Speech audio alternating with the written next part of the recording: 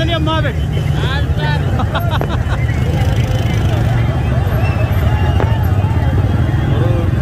الجماهير اليمنية المناصرة للمنتخب اليمني في عمان، خروج إلى ميدان السبعين بمناسبة الفوز الكبير الشاهق على نظير السعودية المرة الثانية على التوالي.